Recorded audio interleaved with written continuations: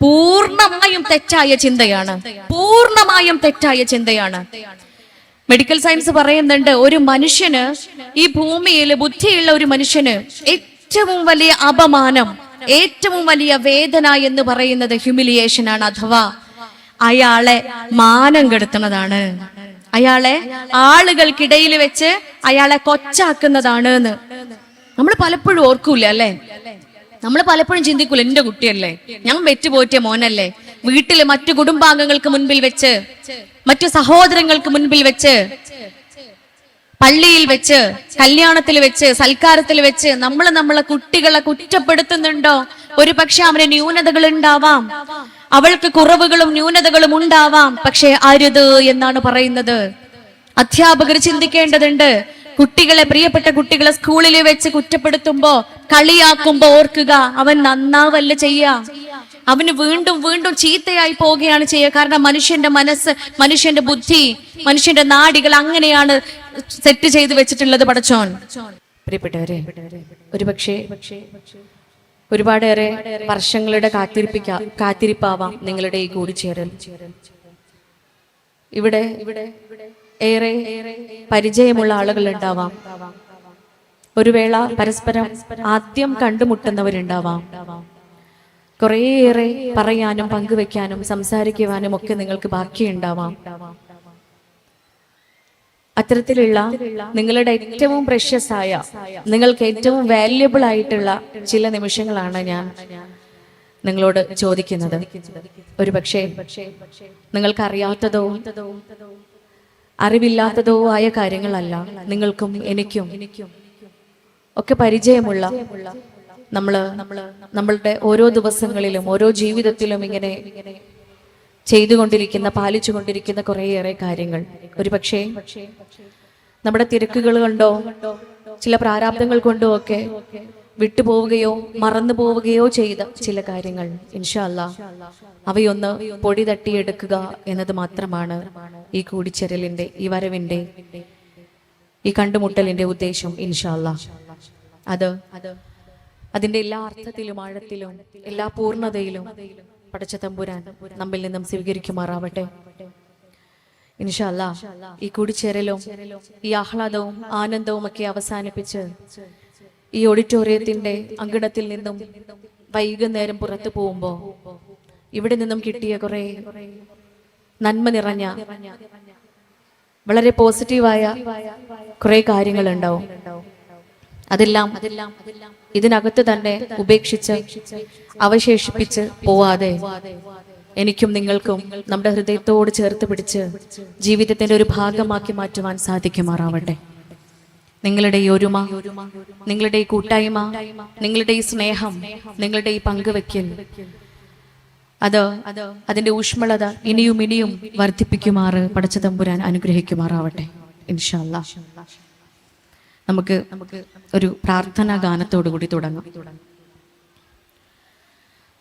ആലം ദയാലുവായി ദാക്ഷിണ്യശാലിയായി വാഴുന്നോരീശ്വരൻ തിരുനാമത്തിൽ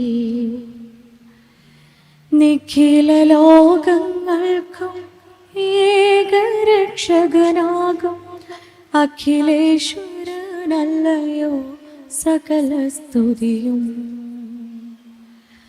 പരമകാരുണ്യവാൻ കരുണാനിധിയെ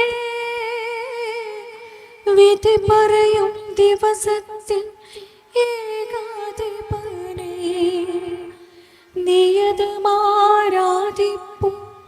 ഞങ്ങളങ്ങയെ മാത്രം സതതം സഹായമർപ്പിപ്പതും തിരുമുൻപിൽ.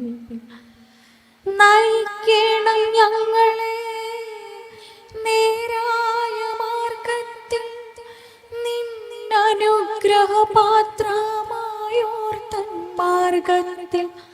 അങ്ങയാൽ കോപിക്കപ്പെട്ടോരുടെ വഴിയല്ല, സന്മാർഗ ഭ്രഷ്ടരുത വഴിയിലുമല്ല.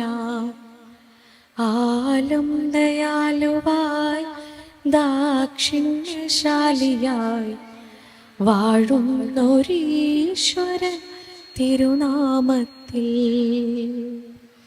ഏറെ പ്രിയപ്പെട്ട കുടുംബാംഗങ്ങളെ, ഇങ്ങനെ ഒരു കുടുംബ സദസ്സിലിരിക്കുമ്പോ കഴിഞ്ഞ ദിവസം എനിക്കുണ്ടായ ഒരു അനുഭവമാണ് മനസ്സിലേക്ക് വരുന്നത്. നിങ്ങളൊക്കെ ഇവിടെ ഉണ്ടല്ലോ അല്ലേ? കഴിഞ്ഞ ദിവസം എൻ്റെ ഏറ്റവും പ്രിയപ്പെട്ട കുടുംബത്തോടൊപ്പമുള്ള ഒരു കുഞ്ഞു നിമിഷത്തില്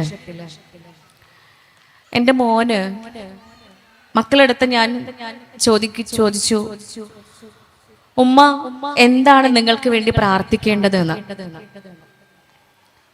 അതിനു മുമ്പേ അവൻ എപ്പോഴും എൻ്റെ അടുത്ത് ചോദിക്കാറുള്ള ഒരു ചോദ്യമാണ്, ഉമ്മച്ചി എന്തൊക്കെയാണ് ഞങ്ങൾക്ക് വേണ്ടി പ്രാർത്ഥിക്കാറ്? ഞങ്ങൾക്ക് വേണ്ടി പ്രാർത്ഥിക്കുമ്പോൾ എന്തൊക്കെയാണ് ഉമ്മച്ചി പറയാറുള്ളത്? അതുകൊണ്ടാണ് തിരിച്ച ചോദ്യം ഞാൻ അവന്റെ അടുത്ത് റിപ്പീറ്റ് ചെയ്തത്, ഉമ്മ എന്താണ് മോന് വേണ്ടി പ്രാർത്ഥിക്കേണ്ടത് എന്ന്. അപ്പം 3 മക്കളില് കുറച്ചൊരു കുസൃതി കൂടുതലുള്ള ആള് എൻ്റെ അടുത്ത് പറഞ്ഞു, അമ്മ പ്രാർത്ഥിക്കേണ്ടത് നല്ല കഴിവുള്ള മക്കളായി മാറാൻ വേണ്ടിയിട്ടാണ്, നല്ല കഴിവുള്ള മനുഷ്യനായി മാറാൻ വേണ്ടിയാണ് എന്ന്. അപ്പം ഞാൻ മനസ്സിലെങ്ങനെ ഓർത്തു, ഒരുപക്ഷെ ഇവിടെ എൻ്റെ മുൻപിൽ കാണുന്നതിൽ കൂടുതൽ ഉമ്മമാര് തന്നെയാണ്, മീൻസ് സ്ത്രീകളാണ്. എല്ലായ്പ്പോഴും ഇങ്ങനെ പങ്കെടുക്കുന്ന കുടുംബ സംഗമങ്ങളിലെല്ലാം സ്ത്രീ പ്രാതിനിധ്യം തന്നെയാണ് കാണാറുള്ളത്.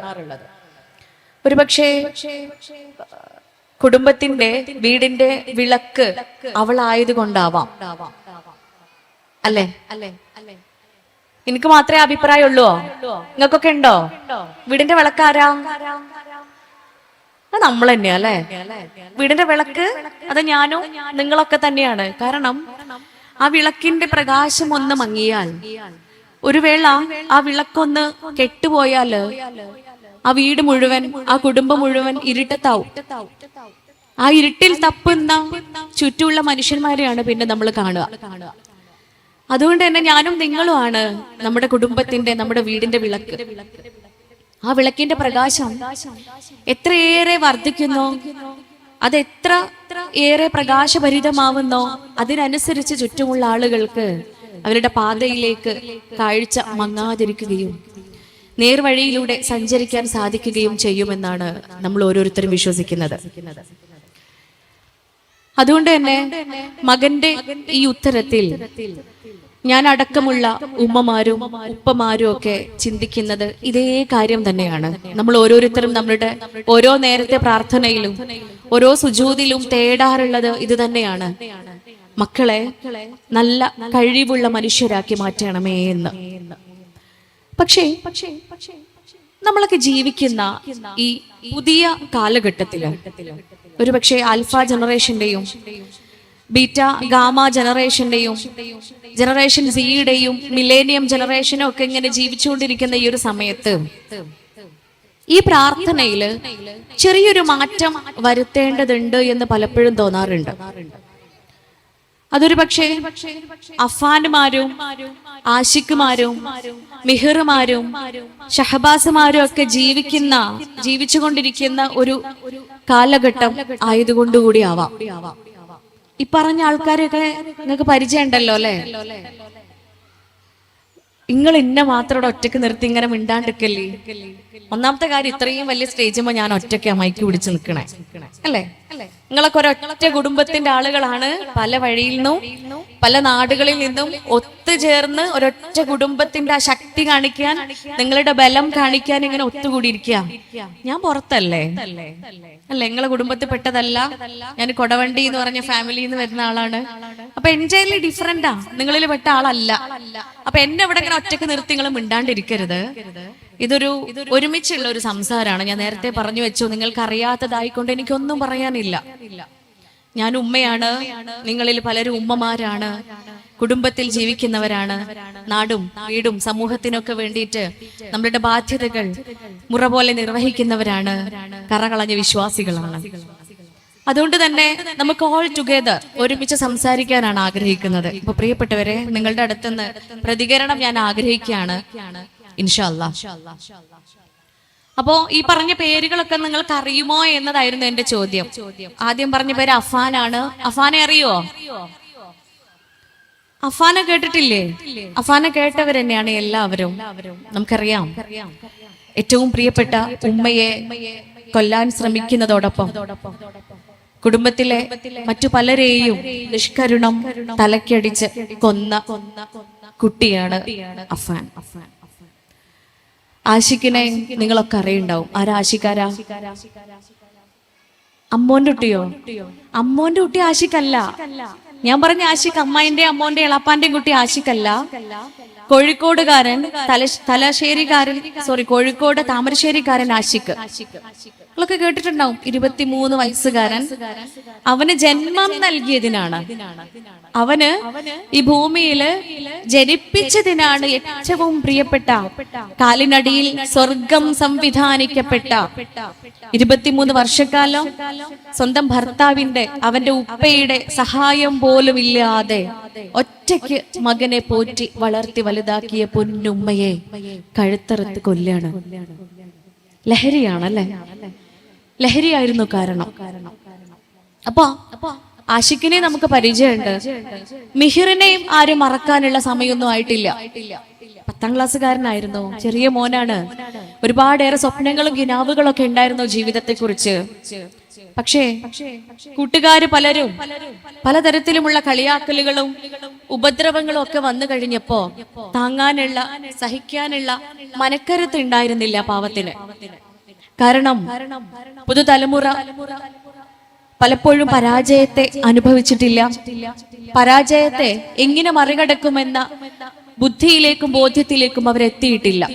അതുകൊണ്ടായിരിക്കാം അവന്റെ കുഞ്ഞു മനസ്സിന് അത് താങ്ങാനുള്ള ശക്തി ഉണ്ടായിരുന്നില്ല. അവൻ പഠിക്കുന്ന സ്ഥാപനത്തിന്റെ 23ാമത്തെ നിലയിൽ കയറി താഴേക്ക് വീണ് ആത്മഹത്യ ചെയ്യുകയായിരുന്നു മിഹിർ. ഷഹബാസിനും നമ്മുടെ നെഞ്ചിനുള്ളിൽ ഇപ്പോഴും ഇങ്ങനെ മരിക്കാതെ ജീവിക്കുന്നുണ്ട് ഷഹബാസ്. കുട്ടികളല്ലേ, അങ്ങോട്ടും ഇങ്ങോട്ടും വഴക്കും പ്രശ്നങ്ങളൊക്കെ ഉണ്ടാവും. നമ്മളൊക്കെ കുറെ തല്ലൊക്കെ കൂടി ജീവിച്ചവർ തന്നെയാ. കുറെ അടിയും പിടിയും പ്രശ്നങ്ങളും, ക്ലാസ്സിൽ നിന്ന് പുറത്താക്കലും, സ്കൂളിൽ നിന്ന് പുറത്താക്കലും, ഉമ്മാനി വാപ്പാനി കൊണ്ടുവരലും ഒക്കെ നമ്മളെ ജീവിതത്തിൽ ഉണ്ടായിട്ടുണ്ട്. പക്ഷെ എന്തേയാവോ, അവർക്കിടയിലുള്ള കലഹത്തിന് പരിഹാരമായി കൊണ്ട് കൊന്നു കളയാമെന്നങ്ങ് വിചാരിച്ചു അവര്. പകരം വീട്ടാൻ അവനെ അങ്ങ് കൊന്നു കളയാമെന്ന ചിന്തയിലേക്കാ ഏറ്റവും പ്രിയപ്പെട്ട കൂട്ടുകാരുടെ ബുദ്ധി എത്തിയത്. പകരം അവന്റെ ജീവൻ തന്നെ നൽകേണ്ടി വന്നു. പ്രിയപ്പെട്ടവരെ, ഇവരുടെയൊക്കെ കാലഘട്ടത്തിൽ ജീവിക്കുന്ന ഉമ്മമാരും ഉപ്പമാരുമാണ് നമ്മള്.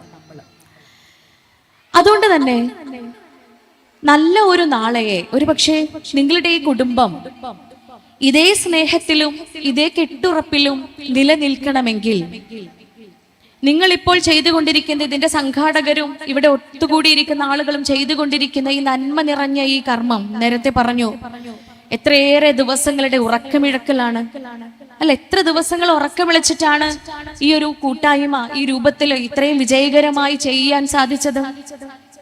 അതേ അർത്ഥത്തില് ഇനിയും വരും വർഷങ്ങളിൽ ഈ ബന്ധം അറ്റുപോവാതെ ഇതിനെ ഇങ്ങനെ കൂട്ടിയിണക്കി നിർത്തണമെങ്കിൽ നിങ്ങൾ ചെയ്യുന്ന ഓരോ നന്മ നിറഞ്ഞ കാര്യങ്ങളും അടുത്ത തലമുറയിലേക്ക് എത്തേണ്ടതുണ്ട്. നമ്മുടെ മക്കളും പേരക്കുട്ടികളും അതേ പ്രാധാന്യത്തോടുകൂടി അതിനെ കാണുമ്പോൾ മാത്രമാണ് ഈ ബന്ധങ്ങൾ ഇങ്ങനെ ഊഷ്മളമായി നിലനിൽക്കുകയുള്ളൂ. അതുകൊണ്ട് തന്നെ നമ്മുടെയൊക്കെ ജീവിതത്തിന്റെ അർത്ഥങ്ങളിൽ, നമ്മുടെയൊക്കെ ബാധ്യതകളിൽ ഏറ്റവും വലിയൊരു ബാധ്യതയാണ് പടച്ചോൻ നമ്മെ സൂക്ഷിക്കാൻ ഏൽപ്പിച്ച അമാനത്താണ് നമ്മുടെ പ്രിയപ്പെട്ട മക്കൾ, വരും തലമുറ. അതുകൊണ്ട് തന്നെ പരിശുദ്ധ ഖുർആനില് നമ്മളോട് ഓരോരുത്തരോടും അല്ലാഹു ഉണർത്തുന്നുണ്ട്, നിങ്ങൾ ബാധ്യതകൾ ഏൽപ്പിക്കപ്പെട്ടവരാണ്. ആ ബാധ്യതകളെ കുറിച്ച് നിങ്ങൾ നാളെ ചോദ്യം ചെയ്യപ്പെടുക തന്നെ ചെയ്യും. അതുകൊണ്ട് ആ ബാധ്യതകളിൽ, ആ അമാനത്തുകളിൽ, ആ ഉത്തരവാദിത്തങ്ങളിൽ നിങ്ങൾ വഞ്ചന കാണിക്കുവാൻ പാടില്ല. നിങ്ങൾ ഒരിക്കലും ചതിക്കപ്പെടാൻ പാടില്ല, ചതി കാണിക്കുവാൻ പാടില്ല എന്ന്. എന്താണ് എന്റെയും നിങ്ങളുടെയൊക്കെ ബാധ്യത? ഞാൻ ഈ ഭൂമിയില് മകളായി പിറന്നവളാണ്. എന്റെ ഉമ്മയുടെയും ഉപ്പയുടെയും മകളായി പിറന്ന ഞാൻ, മകൾ എന്ന ബാധ്യത എന്റെ ജീവിതത്തിൽ ആദ്യത്തെ ബാധ്യതയാണ്. മകൾ എന്ന ബാധ്യത. ഇവിടെ കൂടിയവരെല്ലാം മകളോ മകനോ ആണ്. മകളോ മകനോ അല്ലാതെ ഭൂമിയിൽ ഒരു മനുഷ്യനും ജനിക്കുകയില്ല. അതുകൊണ്ട് മകൾ എന്ന ബാധ്യതയിൽ ഞാൻ പൂർണ്ണത കാണിക്കേണ്ടതുണ്ട്. അല്ലെങ്കിൽ നാളെ പടച്ചോൻ എന്നോട് ചോദിക്കുമെന്ന് പറയുമ്പോൾ ആ ഉത്തരത്തിന് മുൻപിൽ ഉത്തരം മുട്ടി നിൽക്കേണ്ട അവസ്ഥ വരാതിരിക്കണമെങ്കിൽ ഒരുപക്ഷെ ഏറ്റവും മികച്ച മകളായി തീരേണ്ട ബാധ്യത എന്റേതാണ്. എന്റെ ഉമ്മയും ഉപ്പയും ഞാൻ കാരണം ഒരു വേള അവരുടെ കണ്ണുകൾ നിറയേണ്ട സാഹചര്യം പോലും ഉണ്ടാവരുതേ എന്ന പ്രാർത്ഥനയും പ്രയത്നവും ഓരോ ശ്വാസത്തിലും ഞാൻ കാത്തു സൂക്ഷിക്കേണ്ടതുണ്ട്. പ്രിയപ്പെട്ടവരെ, തീർന്നില്ല. മകളായ ഞാൻ ഒരുപക്ഷെ പെങ്ങളായിട്ടുണ്ടാവും, അനിയത്തിയോ ജ്യേഷ്ഠത്തിയോ ആയിട്ടുണ്ടാവും. എന്റെ ആങ്ങളമാരോടും എന്റെ ജ്യേഷ്ഠ അനിയത്തിമാരോടും ഒക്കെ എനിക്ക് ബാധ്യതയുണ്ട്. ഇവിടെ കൂടിയിരിക്കുന്ന ഓരോരുത്തരും സഹോദരങ്ങളാണ്. ആ സഹോദര്യം എന്ന് പറയുന്ന ആ ബാധ്യത വളരെ മനോഹരമായി നാം നിറവേറ്റേണ്ടതുണ്ട്. നാളെ പടച്ചോൻ എന്നോട് ചോദിക്കും, നീ ഒരു ഇത്താത്തയായിരുന്നില്ലേ, നീ ഒരു അനിയത്തിയായിരുന്നില്ലേ, നീ ഒരു ആങ്ങളയായിരുന്നില്ലേ, എന്നിട്ട് എന്ത് സംഭവിച്ചു? ഒരു സെന്റ് സ്ഥലത്തിന് വേണ്ടി അല്ലെങ്കിൽ ഒരു ഇത്തിരി സമ്പത്തിന് വേണ്ടി നിങ്ങൾ തമ്മിൽ പിണങ്ങിയില്ലേ? അതിന്റെ പേരില് നിങ്ങൾ പരസ്പരം മിണ്ടാതിരുന്നില്ലേ? നിങ്ങൾക്കിടയിൽ കലഹങ്ങളും ബഹളങ്ങളും ഒക്കെ ഉണ്ടായില്ലേ? നിങ്ങളുടെ ബന്ധം മുറിക്കപ്പെട്ടില്ലേ എന്ന്. പ്രിയപ്പെട്ടവരെ, കളിതമാശയല്ല. പ്രാർത്ഥന സ്വീകരിക്കാത്ത 3 പേരെ എണ്ണിയപ്പോൾ അതിൽ ഒന്നാമത്തെ കൂട്ടര് ബന്ധം മുറിച്ചവരാണ്. കുടുംബ ബന്ധം വിച്ഛേദിച്ചവനാണ് പ്രാർത്ഥന സ്വീകരിക്കാത്തവൻ. നമ്മളൊന്ന് ആലോചിച്ച് നോക്കി, എത്ര കഷ്ടപ്പാടുണ്ട് നമ്മൾ ചെയ്തു കൂട്ടുന്ന കാര്യങ്ങളൊക്കെ ചെയ്യാൻ. നിസ്കാരം എന്ന് പറഞ്ഞു കഴിഞ്ഞാല് ഓരോ നേരവും ബാങ്ക് വിളി കേൾക്കുമ്പോഴത്തേന് എത്ര തിരക്ക് പിടിച്ച ജോലിയിലാണെങ്കിലും എത്ര ദീർഘമായ ഉറക്കത്തിലാണെങ്കിലും അതിൽ നിന്നും എഴുന്നേറ്റ് ഉളുവെടുത്ത് നമസ്കാര പായയിലേക്ക് പള്ളിയിലേക്ക് മടങ്ങുന്നവരാ നമ്മള്. പക്ഷെ അതൊരു പ്രയാസമായി തോന്നാത്തതിന് കാരണം അതിനൊരു പ്രതിഫലം നമ്മെ കാത്തിരിക്കുന്നുണ്ട്. എറ്റേണലായ എന്നും നിലനിൽക്കുന്ന സ്വർഗ പൂങ്കാവനം നമുക്ക് വേണ്ടി കാത്തിരിക്കുന്നത് കൊണ്ടാ അതൊരു പ്രയാസമായി നമുക്ക് തോന്നാത്തെ. ഇങ്ങനെ തുടങ്ങിയിട്ട് ദാനധർമ്മങ്ങളാവാം ഒരു വേള നമുക്ക് ഉണ്ടായിട്ടല്ല, നമുക്ക് കുറേ ഉണ്ടായിട്ടൊന്നുമല്ല നമ്മൾ കൊടുക്കുക. വരുന്നയാള് എന്നേക്കാളും പ്രയാസപ്പെടുന്നവനാണ്. എനിക്ക് 4 നേരം ഭക്ഷണം കഴിക്കാനുണ്ടല്ലോ, അയാൾക്ക് പക്ഷെ 2 നേരം കഴിക്കാനുള്ളതേ ഉള്ളൂ. അതുകൊണ്ട് എന്റെ ഒരു നേരത്തെ ഭക്ഷണം ഞാൻ അയാൾക്ക് കൊടുക്കാമെന്ന വിശാലതയിലേക്ക് നമ്മുടെ ഹൃദയങ്ങളെ നമ്മൾ എത്തിക്കുന്നുണ്ട് എങ്കിൽ അതിന് പിറകിലുള്ളത് കഠിനാധ്വാനം ചെയ്ത് നമ്മൾ ഉണ്ടാക്കിയ ഈ സമ്പത്ത് അതങ്ങ് സന്തോഷത്തോടെ ഇടത് കൈ അറിയാതെ നൽകണമെങ്കിൽ പ്രിയപ്പെട്ടവരെ, അതിന്റെ പിറകിലുള്ളത് കിട്ടാൻ പോണ സ്വർഗം തന്നെയാ, ലഭിക്കാൻ പോകുന്ന ആ സ്വർഗം തന്നെയാണ്. അതുകൊണ്ട് അത് ലക്ഷ്യം വെച്ച് ഈ ലോകം എന്ന് പറയുന്ന മഹാത്ഭുതം യാഥാർത്ഥ്യമാണ് എങ്കിൽ അതിനേക്കാൾ യാഥാർത്ഥ്യമായ ആ പരലോകത്തിന് വേണ്ടി, ആ പരലോക വിജയത്തിന് വേണ്ടി ജീവിക്കുന്നവരാ നമ്മൾ ഓരോരുത്തരും. ആ ലക്ഷ്യത്തിലേക്ക് എത്തുന്ന ഒരു പുതു തലമുറയെ കൂടി വാർത്തെടുക്കുക എന്നതാണ് എന്റെയും നിങ്ങളുടെയൊക്കെ ഡ്യൂട്ടി. ഇവിടെ പുതിയ കാലഘട്ടത്തിലേക്ക് വരുമ്പോൾ തന്നെ കുറെ പേരുണ്ട് ഈ ജനറേഷന്. ആൽഫ ജനറേഷനാണ് ഇപ്പോൾ ഉള്ള ജനറേഷൻ. 2010 ശേഷമുള്ള, തൊട്ട് മുമ്പേ ഉള്ള ജനറേഷൻ സി എന്നാണ് പറയുന്നത്, സി ജനറേഷൻ. അതിന്റെ മുമ്പുള്ള 90 കാലഘട്ടങ്ങളിലുള്ള ജനറേഷൻ നമ്മൾ പറയാ മില്ലേനിയം ജനറേഷൻ എന്നാണ്. ഇനി വരാൻ പോകുന്ന 2025 ശേഷമുള്ള 10 വർഷക്കാലമുള്ള ജനറേഷനെ നമ്മൾ ഗാമ ജനറേഷൻ, ബീറ്റ ജനറേഷൻ എന്നൊക്കെയാ പറയാ. അപ്പോ കുറച്ചു നേരം ശാസ്ത്രത്തിലേക്കും മനഃശാസ്ത്രത്തിലേക്കൊക്കെ വന്ന് നോക്കുമ്പോ ഈ ഓരോ കാലഘട്ടത്തിനും ഈ ഓരോ ജനറേഷനും ഒരുപാടേറെ പ്രത്യേകതകളുടെ അടിസ്ഥാനത്തിലാണ് മെഡിക്കൽ സയൻസ് തരം തിരിച്ചിട്ടുള്ളത്.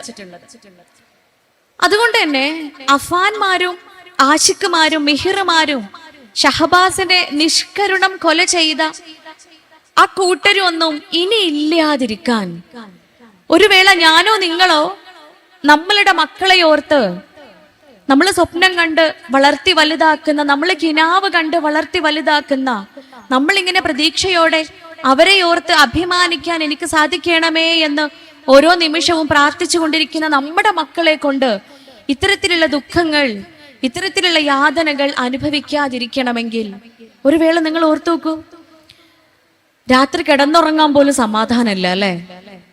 പലപ്പോഴും ഞാനും നിങ്ങളും ഒക്കെ രാത്രി ഉറങ്ങുന്നത് പോലും സമാധാനമില്ലാത്ത അവസ്ഥയിലാണ്. കാരണം നാളെ ഉണരുമ്പോ ഇൻഷാ അല്ലാഹ് പടച്ചോൻ എനിക്ക് ആയുസ് ഇട്ട് തന്ന് നാളെ എനിക്ക് ഉണരാൻ സാധിക്കുമെങ്കിൽ ഒരുപക്ഷെ പത്രത്താളുകൾ തുറക്കുമ്പോ, സോഷ്യൽ മീഡിയാസ് തുറന്നു നോക്കുമ്പോ, വാർത്തകൾ കാണുമ്പോ എന്ത് വാർത്തയായിരിക്കും എനിക്ക് കാണേണ്ടി, കേൾക്കേണ്ടി, അനുഭവിക്കേണ്ടി വരിക? ഒരുപക്ഷെ എൻ്റെ മക്കൾ, ഞാൻ അറിയുന്ന മക്കൾ, എനിക്ക് പ്രിയപ്പെട്ട മക്കൾ, എൻ്റെ കുടുംബത്തിലെ മക്കൾ, എൻ്റെ അയൽപക്കത്തെ മക്കൾ, എൻ്റെ നാട്ടിലെ മക്കൾ അതിൽ ഇല്ലാതിരിക്കട്ടെ എന്ന് പ്രാർത്ഥനയോടെ കിടന്നുറങ്ങുന്നവരാ നമ്മളൊക്കെ. അതുകൊണ്ട് തന്നെ ഇത്തരം സ്ഥിതിവിശേഷം നമ്മുടെ കുടുംബത്തില്, നിങ്ങളുടെ ഈ കൂട്ടായ്മയിലെ ഒരു മനുഷ്യനും ഒരു വീട്ടിലും ഒരു അംഗങ്ങൾക്കും ഉണ്ടാവാതിരിക്കേണ്ടത് നമ്മുടെ ബാധ്യതയാണ് പ്രിയപ്പെട്ടവരെ. അതിന് നമ്മൾ എന്ത് ചെയ്യണം? ഞാനും നിങ്ങളും ഒക്കെ അതിന് എന്തെല്ലാം ചെയ്യേണ്ടതുണ്ട്, അതുമല്ലെങ്കിൽ നമ്മൾ എങ്ങനെ ആവേണ്ടതുണ്ട്, എങ്ങനെയെല്ലാം ആവാതിരിക്കേണ്ടതുണ്ട് എന്ന വലിയ ചോദ്യത്തിന്റെ ഉത്തരത്തിലേക്കാ ഇൻഷാ അല്ലാഹ് നമ്മൾ ഓരോരുത്തരും എത്തേണ്ടത്. അതിന്റെ പൂർണ്ണതയിൽ അത് ഉൾക്കൊള്ളുവാനും ജീവിതത്തിന്റെ ഭാഗമാക്കി മാറ്റുവാനും നമുക്ക് സാധിക്കുമാറാവട്ടെ. ഇവിടെ നേരത്തെ പറഞ്ഞു വെച്ചു, ഏറ്റവും നല്ല കഴിവുള്ള മനുഷ്യനാകണമേ എന്ന പ്രാർത്ഥനയില് ഇനി അഫാനും ആശിക്കും മിഹിറും ഒന്നും ഇല്ലാണ്ടിരിക്കണമെങ്കിൽ ഈ പുതിയ കാലഘട്ടത്തിൽ ചെറിയൊരു മാറ്റം വരുത്തേണ്ടതുണ്ട് എന്നാണ് നമ്മുടെ ചിന്ത. നിങ്ങളൊക്കെ വളരെ ബുദ്ധി വൈഭവ്യമുള്ള ആളുകളാണ്. അതുകൊണ്ട് ഒന്ന് മനസ്സിൽ എല്ലാവരും ചിന്തിച്ചു നോക്കുക. നല്ല കഴിവുള്ള മനുഷ്യരാക്കണമേ എന്ന പ്രാർത്ഥനയില് മൂന്ന് വാക്കുകളുള്ളത് അല്ലെ? നല്ല കഴിവുള്ള മനുഷ്യൻ. ഈ മൂന്ന് വാക്കുകളെയും ചെറുതായി ഒന്ന് അങ്ങോട്ടോ ഇങ്ങോട്ടോ ഒക്കെ അങ്ങോട്ടും ഇങ്ങോട്ടൊക്കെ ഒന്ന് മാറ്റിയിട്ടാല് വാക്കുകളെ ഇതിനേക്കാൾ അർത്ഥമുള്ള, ഇതിനേക്കാൾ മനോഹരമുള്ള മറ്റൊരു വാക്കായിട്ട്, മറ്റൊരു വാക്യമായി, മറ്റൊരു സെന്റൻസ് ആയിട്ട് അത് മാറും. നിങ്ങൾക്ക് ആരുടെങ്കിലും മനസ്സിൽ വരുന്നുണ്ടോ? നല്ല കഴിവുള്ള മനുഷ്യൻ എന്നതിനെ നമുക്ക് കഴിവുള്ള നല്ല മനുഷ്യൻ എന്നാക്കി മാറ്റാം. കഴിവുള്ള നല്ല മനുഷ്യനാക്കി മാറ്റുക. എന്താണ് കഴിവുള്ള നല്ല മനുഷ്യൻ? അവിടെ കഴിവുണ്ട്, ഓക്കെ, നമ്മുടെ മക്കൾക്കൊക്കെ നമുക്കൊക്കെ കഴിവുണ്ടാവണം. നമ്മൾ പ്രവർത്തിച്ചു കൊണ്ടിരിക്കുന്ന ഓരോ മേഖലയിലും കഴിവുള്ളവനാവണം. അത് പഠനമാവാം, പാഠ്യേതര വിഷയങ്ങളാവാം, ഫാമിലി മാനേജ്മെന്റ് ആവാം, നമ്മുടെ സമൂഹവുമായി ബന്ധപ്പെട്ട കാര്യങ്ങളാവാം, നമ്മൾ മാനേജ് ചെയ്യുന്ന പലതരത്തിലുള്ള മേഖലകളാവാം. അവിടെയെല്ലാം ഒന്നാം സ്ഥാനക്കാരി, ഏറ്റവും കഴിവുള്ളവൻ ആയിത്തീരുവാൻ പ്രാർത്ഥിക്കേണ്ടതുണ്ട്. കൂടെ നല്ല മനുഷ്യനാവുക എന്നൊരു പ്രാർത്ഥന കൂടി പ്രിയപ്പെട്ടവരെ നമ്മുടെ ഹൃദയത്തിൽ നിന്നും ഒഴുകി വരേണ്ടതുണ്ട്. ഈ അടുത്ത് ഒരു ഇംഗ്ലീഷ് ഡ്രാമ ഇറങ്ങിയിട്ടുണ്ടായിരുന്നു. ഒരു പക്ഷേ നിങ്ങളിൽ പലരും അത് കണ്ടവരായിരിക്കാം. ആ ഡ്രാമയുടെ പേര് അഡോളസൻസ് എന്നാണ്. കണ്ട ആരെങ്കിലും ഉണ്ടെങ്കിൽ ഒന്ന് കൈ പൊക്കുവോ? വളരെ ഫേമസ് ആയ, നമ്മുടെ മലയാള നാടൊക്കെ വളരെയധികം ചർച്ച ചെയ്യപ്പെട്ട, മനോഹരമായ അർത്ഥം നമ്മെ പോലെയുള്ള മാതാപിതാക്കളിലേക്ക് എത്തിച്ചു തരുന്ന കഥയുള്ള, ഉള്ളടക്കമുള്ള ഒരു ഡ്രാമയാണ്, ഒരു നാടകമാണത് അഡോളസൻസ്. കണ്ട ആരെങ്കിലും ഉണ്ടോ? ഹലോ കുടുംബക്കാരെ, നിങ്ങളുടെ ഭാഗത്ത് നിന്ന് എന്തെങ്കിലും തരത്തിലുള്ള റെസ്പോൺസ് ഉണ്ടാവുമ്പോഴേ ഞാൻ പറയുന്നത് നിങ്ങൾ കേൾക്കുന്നുണ്ട് എന്ന് എനിക്ക് മനസ്സിലാവുള്ളൂ അല്ലേ? എത്രയേറെ മനുഷ്യന്മാരുണ്ട് ഇവിടെ. കുറെ ആളുകൾ എനിക്ക് ആരെ നോക്കണമെന്ന് പോലും മനസ്സിലാവണില്ല, പിടുത്തം കിട്ടണില്ല. അപ്പൊ ഉണ്ടെങ്കിൽ നിങ്ങൾ ജസ്റ്റ് തല ഒന്ന് ഇങ്ങനെ താഴേക്കാക്കിയാൽ മതി, ഇല്ലെങ്കിലോ ഇങ്ങനെ ചെയ്താൽ മതി അല്ലേ? അതുകൊണ്ട് രണ്ട് ഗുണങ്ങളുണ്ട്. തല ഇങ്ങനെ ഇടക്കൊന്ന് മൂവാക്കുന്നതേ, നമ്മുടെ നെക്കില്, കഴുത്തിൽ 7 എല്ലുകളുണ്ട്, സെർവൈക്കൽ ബോൺസ് എന്നാണ് പറയാ. ഈ സെർവൈക്കൽ ബോൺസിന്റെ സുഗമമായ പ്രവർത്തനത്തിന് അത് നല്ലതാണ്. സെർവൈക്കൽ സ്പോണ്ടൈലോസിസ്, സ്റ്റിഫ് നെക്ക് പോലെയുള്ള മെഡിക്കൽ അസുഖങ്ങളൊക്കെ ഇല്ലാണ്ടിരിക്കാന്. പിന്നെ ഇപ്പൊ ഒരു 60 വയസ്സൊക്കെ കഴിഞ്ഞാൽ പറഞ്ഞിട്ട് കാര്യമില്ല, എല്ലിനും പല്ലിനും ഒക്കെ തേയ്മാനം വരാൻ തുടങ്ങും അല്ലേ? ഡീജനറേഷൻ ഒക്കെ സംഭവിക്കാൻ തുടങ്ങും. അപ്പൊ ചിലപ്പോ കഴുത്തിളക്കാനൊക്കെ ഒരു ബുദ്ധിമുട്ടൊക്കെ ഉണ്ടാവും. ഉമ്മാന്റെ പ്രായമായ ഉമ്മാനെ ഉമ്മാന്ന് വിളിക്കുമ്പോ ഉമ്മയുടെ കഴുത്ത് മാത്രം ചലിപ്പിക്കാൻ ഉമ്മയ്ക്ക് സാധിച്ചോളന്നില്ല. ഉമ്മ മുഴുവനായും തിരിഞ്ഞു നോക്കും, എന്താ മോളെ എന്ന് ചോദിച്ചിട്ട്. പക്ഷെ ഞാൻ കണ്ടിടത്തോളം ഇവിടെ ഉള്ളതൊക്കെ വളരെ ചെറുപ്രായത്തിലുള്ള ആളുകളാ അല്ലേ. പല സ്ത്രീകളുടെയും മുഖങ്ങൾ കണ്ട കല്യാണം കഴിഞ്ഞിട്ടുണ്ട് എന്ന് പോലും തോന്നൂല. മാഷാ അല്ലാ, അത്രയും പ്രായം കുറഞ്ഞ ആളുകളുള്ള ഒരു കുടുംബ സംഗമത്തിന് വന്നിരിക്കുമ്പോ ചില പ്രായം കുറഞ്ഞ ആളുകളൊക്കെ കൈയടിച്ചിട്ടുണ്ട് കേട്ടോ. തീരെ പ്രായമില്ലാത്തവല്ല കൈയടിച്ചത്. അപ്പൊ മൊത്തം പ്രായമില്ലാത്തവരാന്ന് മനസ്സിലായി. അപ്പൊ പ്രിയപ്പെട്ടവരെ, നിങ്ങളുടെ ഈ കഴുത്തിന്റെ ഒരു മൂവ്മെന്റ് മതി എനിക്ക്, ഞാൻ കുടവണ്ടിയാണെങ്കിലും നിങ്ങളെ കുടുംബത്തിൽ കുറച്ചു നേരം ഞാൻ പെട്ടു എന്നുള്ളൊരു ചിന്ത എനിക്ക് തോന്നാൻ. അപ്പൊ ഇവിടെ പറഞ്ഞു വന്നത്, ഈ അഡോളസൻസ് എന്ന് പറയുന്ന, വളരെ സീരിയസ് ആയിട്ട് ഈ അഡോളസൻസ് എന്ന് പറയുന്ന ഈ ഡ്രാമയിലേക്ക് ഒരിക്കൽ കൂടി നമ്മൾ മടങ്ങി വരുമ്പോ, ഇത് കണ്ടവരാരുമില്ല എന്നാണ് എനിക്ക് മനസ്സിലാവുന്നത്. അല്ലെങ്കിൽ ഇതിനെക്കുറിച്ച് അറിയാവുന്ന ആരും ഇവിടെ ഇല്ല എന്നാണ് മനസ്സിലാക്കുന്നത്. പ്രിയപ്പെട്ടവരെ, ഈ സിനിമയുടെ അല്ലെങ്കിൽ ഈ നാടകത്തിന്റെ ആദ്യത്തെ സീൻ കാണിക്കുന്നത് 13 വയസ്സായ ഒരു ആൺകുട്ടി. ഈ 13 വയസ്സുകാരൻ അവന്റെ ക്ലാസ്സിലുള്ള അതേ പ്രായത്തിലുള്ള ഒരു പെൺകുട്ടിയെ നിഷ്കരുണം കൊല ചെയ്യാണ്. അവൻ അവളെ കൊല്ലുന്ന ഒരു രംഗമാണ് ആദ്യം കാണിക്കുന്നത്. രണ്ടാമത്തെ രംഗം കാണിക്കുന്നത്, അവന്റെ വീട്ടില് പോലീസ് എത്തുകയും അവനെയും അവന്റെ അച്ഛനെയും പിടിച്ചു കൊണ്ടുപോവാണ് ജയിലിലേക്ക്. അങ്ങനെ ജയിലിൽ വെച്ച്, പോലീസ് സ്റ്റേഷനിൽ വെച്ച് ചോദ്യം ചെയ്യാണ്. ചോദ്യം ചെയ്യുമ്പോഴൊക്കെ ഇവൻ ഒറ്റ ഉത്തരേ പറയുന്നുള്ളൂ, ഞാൻ കൊന്നിട്ടില്ല, ഞാൻ ആരെയും കൊന്നിട്ടില്ല എന്ന ഒരൊറ്റ വാക്ക് മാത്രം അവൻ ഇങ്ങനെ പറഞ്ഞുകൊണ്ടിരിക്കാം. കുറച്ച് സമയം കഴിഞ്ഞപ്പോ അവന് പോലീസുകാരനോട് പറയാണ്, നിങ്ങൾ ഒന്ന് പുറത്തു നിൽക്കണം, എനിക്ക് എന്റെ അച്ഛനുമായി ഇത്തിരി നേരം സംസാരിക്കണം എന്ന്. അങ്ങനെ പോലീസുകാരൻ പുറത്തുപോയി അച്ഛനും മോനും കൂടെ സംസാരിക്കുകയാണ്. സംസാരത്തിനിടയിൽ അച്ഛൻ മോനോട് ചോദിച്ചു, മോനെ, നീയും അവളും തമ്മില് അങ്ങേയറ്റം കൂട്ടുകാരല്ലേ, വളരെ ഫ്രണ്ട്ഷിപ്പിലല്ലേ നിങ്ങൾ ഇത്രയും നാള് ജീവിച്ചത്? നിങ്ങളോളം കൂട്ടുള്ള മറ്റൊരാൾ ആ ക്ലാസ്സിൽ ഇല്ലാന്നാണല്ലോ അച്ഛന് പലപ്പോഴും തോന്നാറുള്ളത്. പിന്നെന്തിനാണ് മോന് ആ കുട്ടിയെ കൊന്നത്? അതിനുത്തരമായിക്കൊണ്ട് ആ മോൻ പറയുന്നുണ്ട്, അവന്റെ ഫോണ് അച്ഛന്റെ കയ്യിൽ കൊടുത്തിട്ട്, അച്ഛാ, ഇതിൽ എന്റെ ഇൻസ്റ്റഗ്രാം അക്കൗണ്ട് ഉണ്ട്, അച്ഛന് ബുദ്ധിമുട്ടില്ലെങ്കിൽ എന്റെ ഇൻസ്റ്റഗ്രാം ഒന്ന് ചെക്ക് ചെയ്ത് നോക്കുവോ, എന്റെ ഇൻസ്റ്റഗ്രാം ഒന്ന് നോക്കുവോ എന്ന് മോൻ അച്ഛനോട് പറയുമ്പോ അച്ഛൻ അത് നോക്കിയിട്ട് അവന്റെ പോസ്റ്റുകൾക്കൊക്കെ ഒരു പ്രത്യേകത കണ്ടു.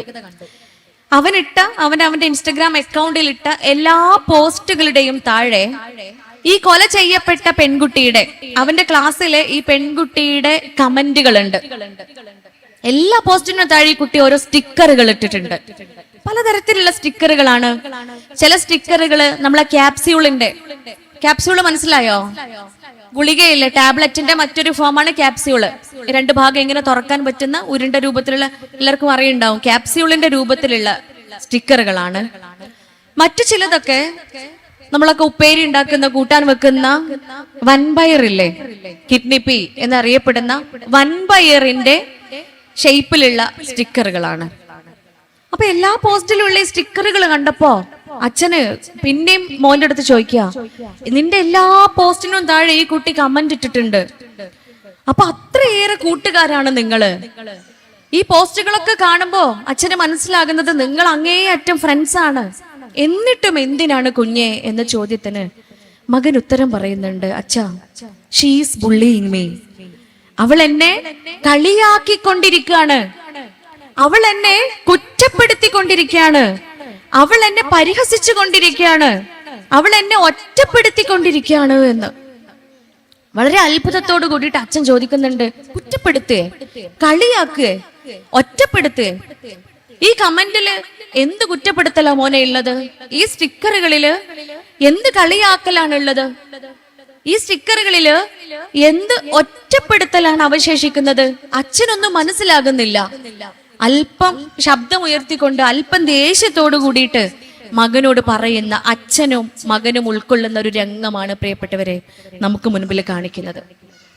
ഈ ഒരു രംഗം, ഈ ഒരു സീൻ ഞാൻ അടക്കമുള്ള നമ്മുടെ പൊന്നോമന മക്കളെ വളർത്തുന്ന കുടുംബാംഗങ്ങൾക്ക്, ഉമ്മമാർക്കും ഉപ്പമാർക്കും ഒരുപാടേറെ പാഠങ്ങൾ നൽകുന്ന ഒരു സീനാണ്. ഇവിടെ മകന് മാതൃക നൽകേണ്ട, മകന് ജീവിതം കാണിച്ചു കൊടുക്കേണ്ട അവന്റെ അച്ഛനാണെന്ന് തെല്ലൊന്ന് അഹങ്കരിച്ച് ജീവിക്കുന്ന ഒരച്ഛൻ. നമ്മളെയൊക്കെ പോലെ തന്നെ പലപ്പോഴും മകൻ മകൻ തന്നെയാണ്, മകൾ മകളാണ്, ഉമ്മ ഉമ്മയും വാപ്പ വാപ്പയുമാണ്. ഉയർന്നു നിൽക്കുന്നത്, മുകളിൽ നിൽക്കുന്നത്, അവരെ ഭരിക്കുന്നത് തീർച്ചയായും മാതാപിതാക്കൾ തന്നെയാണ്. അതിന് കാരണം എന്താ? നമ്മളുടെ അനുഭവങ്ങളാണ് എന്ന് നമ്മൾ കരുതും. ഒരുപക്ഷെ അവരെക്കാളും നമുക്കുള്ള നമ്മുടെ അറിവുകളാണ് എന്ന് നമ്മൾ കരുതും. ഈ കരുതും എന്ന വാക്ക് ഇവിടെ ഉൾപ്പെടുത്തേണ്ടി വരികയാണ് പ്രിയപ്പെട്ടവരെ. കാരണം കഴിഞ്ഞ കാലഘട്ടം വരെയൊക്കെ, ഏകദേശം ഒരു മിലേനിയം ജനറേഷൻ വരെയൊക്കെ, 90കളിലെ 90s കിഡ്സ് എന്നൊക്കെ പറയുമല്ലോ, അവരുടെയൊക്കെ ജനറേഷൻ വരെയൊക്കെ നമ്മുടെ മാതാപിതാക്കള് ആ മക്കളെക്കാളും അറിവുള്ളവരും ബുദ്ധിയുള്ളവരും ഒക്കെ ആയിരുന്നു. പക്ഷേ ആൽഫ ജനറേഷൻ മുതല് അത് മാറി തുടങ്ങുകയാണ്. ആൽഫ ജനറേഷനിലുള്ള കുഞ്ഞുങ്ങൾക്ക്, 2010 ശേഷം ജനിക്കുന്ന കുഞ്ഞുങ്ങൾക്ക്, നിങ്ങളൊക്കെ അവിടെ ഇല്ലേ? മടുക്കണുണ്ടാ? ഉണ്ടെങ്കിൽ പറയണട്ടാ, പോവാനാ. അപ്പൊ ആൽഫ ജനറേഷനുള്ള കുഞ്ഞുങ്ങൾക്ക് അവരെ പോറ്റി വളർത്തുന്ന മാതാപിതാക്കളെക്കാളും നമ്മളെക്കാളും ബ്രെയിൻ കപ്പാസിറ്റി, തലച്ചോറിന്റെ കഴിവ് കൂടുതലുണ്ട് എന്നാണ് മെഡിക്കൽ സയൻസ് പറയുന്നത്. നമ്മുടെ കുഞ്ഞുങ്ങളുടെ തലച്ചോറിന്റെ കപ്പാസിറ്റി 1500 ക്യൂബിക് സെന്റിമീറ്റേഴ്സ് ആണ് എങ്കിൽ അവരെ വളർത്തുന്ന ഉമ്മയാണ് ഉപ്പയാണെന്ന് തെല്ലൊന്ന് അഹങ്കരിച്ച് ജീവിക്കുന്ന എനിക്കും നിങ്ങൾക്കും 1500 ഉള്ളൂ എങ്കിൽ മക്കൾക്ക് 1800 ക്യൂബിക് സെന്റിമീറ്റേഴ്സ് ആണ്. അവിടെ 300 ക്യൂബിക് സെന്റിമീറ്റേഴ്സ് ഓഫ് കപ്പാസിറ്റിയുടെ കൂടുതലാണ് നമ്മുടെ മക്കൾക്കുള്ളത്. അതൊരു പക്ഷെ മെഡിക്കൽ സയൻസ് പറയുന്നതാണ് എങ്കിൽ, നമ്മൾ ഈ ഒരു ഡ്രാമയിൽ, ഈ ഒരു നാടകത്തിൽ കണ്ട ഈ ഒരു രംഗം ഉണ്ടല്ലോ, അത് നിങ്ങൾ ഓർക്കുന്നുണ്ടാവും. അവിടെ കുട്ടി പറയുന്നത് ആ കുട്ടിയെ ഒറ്റപ്പെടുത്താണ്, കളിയാക്കുകയാണ് എന്നുള്ളതാ. അതിലേക്ക് വരുന്നതിന് മുമ്പേ നമുക്കൊരു തിയറി മനസ്സിലാക്കാം. നമ്മുടെ പുതിയ ജനറേഷനിലുള്ള കുട്ടികൾക്കിടയിൽ മാനോസ്ഫിയർ എന്ന് പറയുന്ന ഒരു ഓൺലൈൻ കമ്മ്യൂണിറ്റി ഉണ്ട്. പേരെല്ലാരും ഒന്ന് ഓർത്തു വെക്കാം, മാനോസ്ഫിയർ. ഈ മാനോസ്ഫിയർ എന്ന് പറഞ്ഞാൽ കേട്ട ആരെങ്കിലും ഉണ്ടോ? മാനോസ്ഫിയർ ആരുമില്ല, നോബഡി. സോ ഈ മാനോസ്ഫിയർ എന്ന് പറഞ്ഞാല് ഒരു പറ്റം ആണുങ്ങളോ ആൺകുട്ടികളോ ഒക്കെയാണ് അതിലുള്ളത്. ഈ ആണുങ്ങളുടെ ഒരു ഓൺലൈൻ ഗ്രൂപ്പാണ് മാനോസ്ഫിയർ. ഈ ഗ്രൂപ്പിന് ഒരു തിയറി ഉണ്ട്. അവരുടെ തിയറി എന്താണെന്ന് വെച്ചാൽ, ഈ ഭൂലോകത്ത് ആണുങ്ങൾക്ക് പെണ്ണുങ്ങളുടെ യാതൊരു സഹായവും ഇല്ലാതെ, സ്ത്രീകളുടെ യാതൊരു സഹായ സഹകരണങ്ങളും പങ്കാളിത്തവും കൂട്ടുമില്ലാതെ ജീവിക്കാൻ പറ്റും.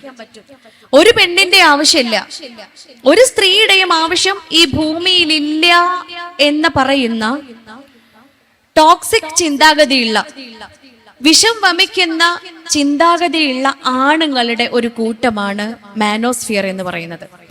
അതിൽ പലപ്പോഴും എങ്ങനെ സ്ത്രീകളെ ഉന്മൂലനം ചെയ്യാം, സ്ത്രീകളെ എങ്ങനെ ഇല്ലാതെയാക്കാം തുടങ്ങിയിട്ടുള്ള പലതരത്തിലുള്ള അജണ്ടകളും ചർച്ചകളും നടന്നുകൊണ്ടിരിക്കുന്ന ഒരു കൂട്ടമാണ്.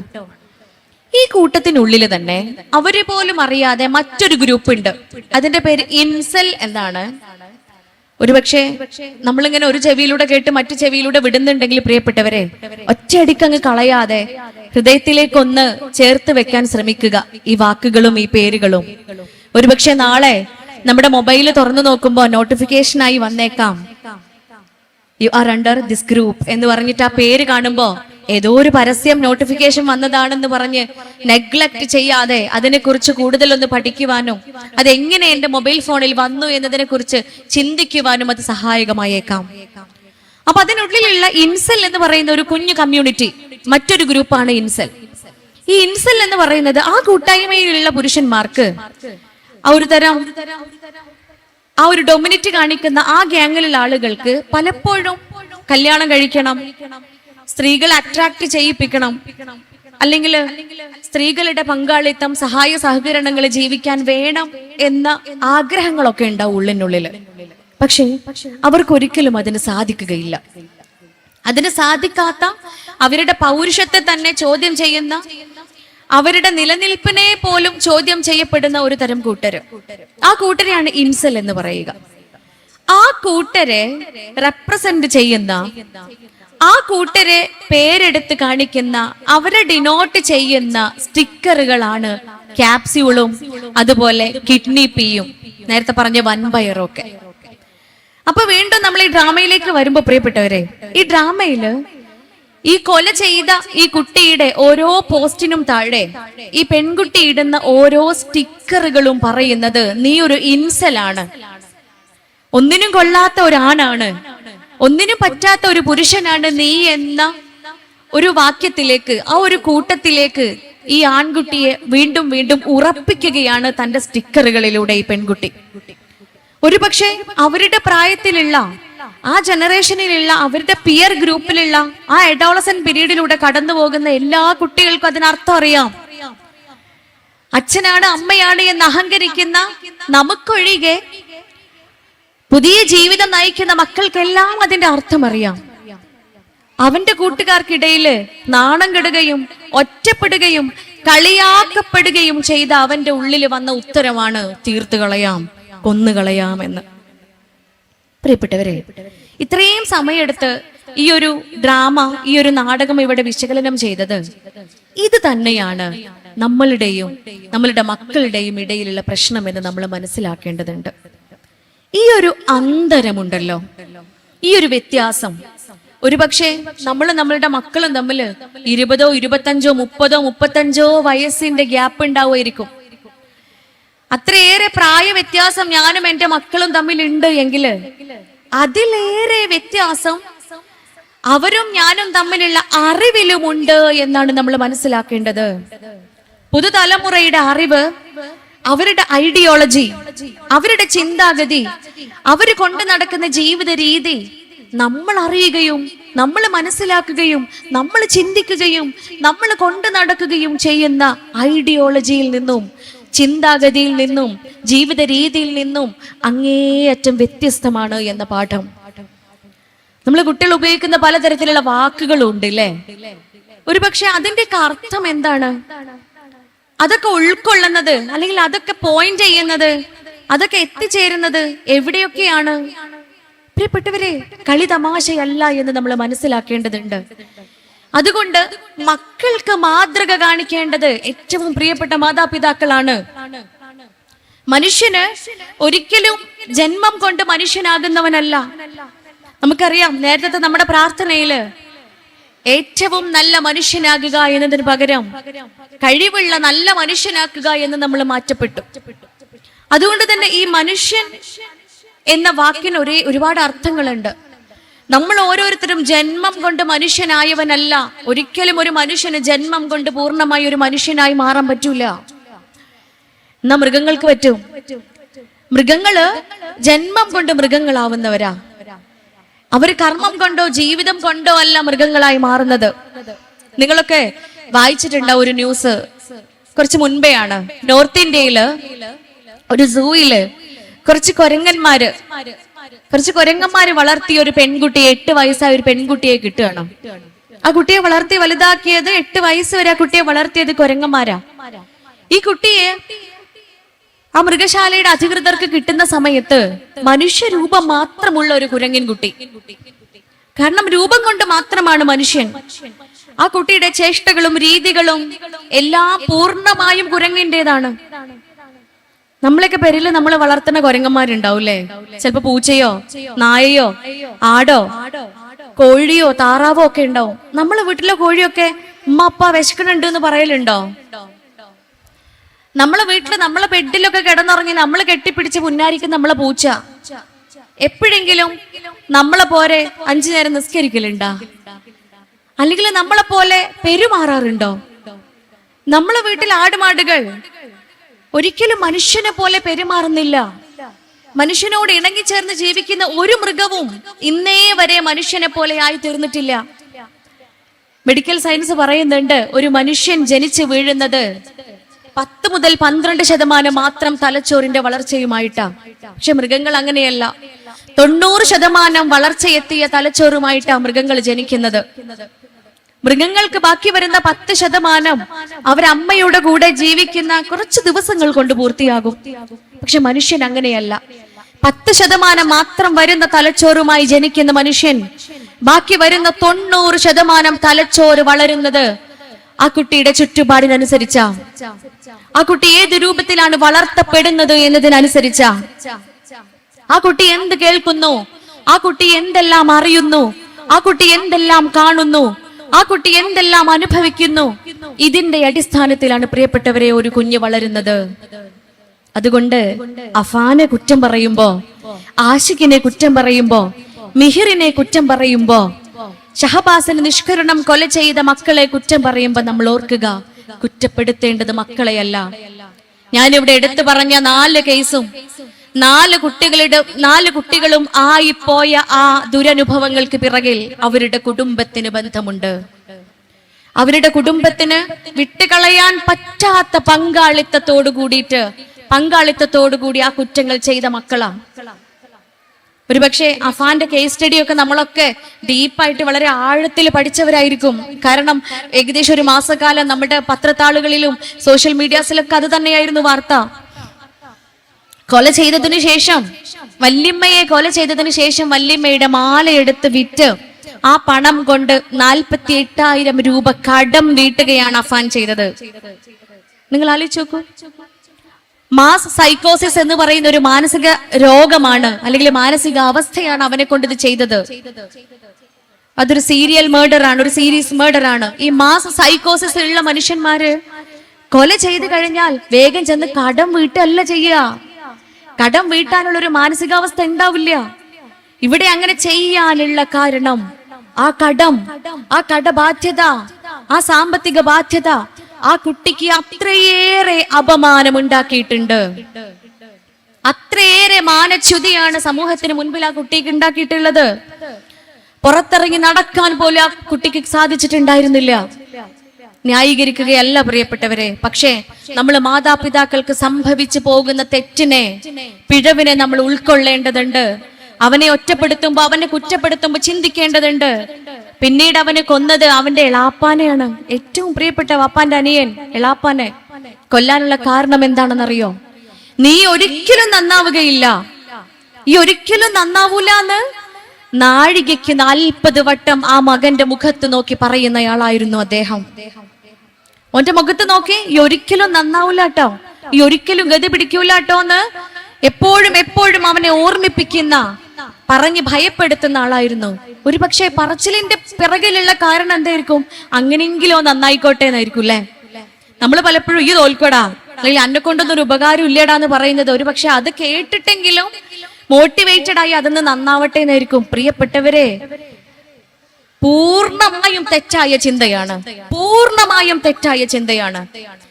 മെഡിക്കൽ സയൻസ് പറയുന്നുണ്ട്, ഒരു മനുഷ്യന്, ഈ ഭൂമിയിൽ ബുദ്ധിയുള്ള ഒരു മനുഷ്യന് ഏറ്റവും വലിയ അപമാനം, ഏറ്റവും വലിയ വേദന എന്ന് പറയുന്നത് ഹ്യൂമിലിയേഷൻ ആണ്, അഥവാ അയാളെ മാനം കെടുത്തുന്നതാണ്, അയാളെ ആളുകൾക്കിടയിൽ വെച്ച് അയാളെ കൊച്ചാക്കുന്നതാണ് എന്ന് നമ്മൾ പലപ്പോഴും ഓർക്കൂല അല്ലെ.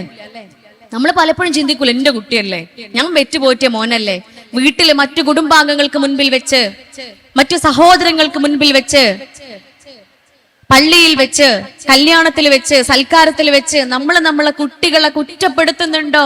ഒരു പക്ഷെ അവന് ന്യൂനതകൾ ഉണ്ടാവാം, അവൾക്ക് കുറവുകളും ന്യൂനതകളും ഉണ്ടാവാം. പക്ഷെ അരുത് എന്നാണ് പറയുന്നത്. അധ്യാപകർ ചിന്തിക്കേണ്ടതുണ്ട്. കുട്ടികളെ, പ്രിയപ്പെട്ട കുട്ടികളെ സ്കൂളിൽ വെച്ച് കുറ്റപ്പെടുത്തുമ്പോ, കളിയാക്കുമ്പോ ഓർക്കുക, അവൻ നന്നാവല്ല ചെയ്യാ, അവന് വീണ്ടും വീണ്ടും ചീത്തയായി പോവുകയാണ് ചെയ്യുക. കാരണം മനുഷ്യന്റെ മനസ്സ്, മനുഷ്യന്റെ ബുദ്ധി, മനുഷ്യന്റെ നാഡികൾ അങ്ങനെയാണ് സെറ്റ് ചെയ്ത് വെച്ചിട്ടുള്ളത് പടച്ചോൻ. അതുകൊണ്ട് പോസിറ്റീവായിട്ടുള്ള കാര്യങ്ങൾ ആ കുട്ടികൾക്ക് പറഞ്ഞു കൊടുക്കേണ്ടത് അല്ലെ.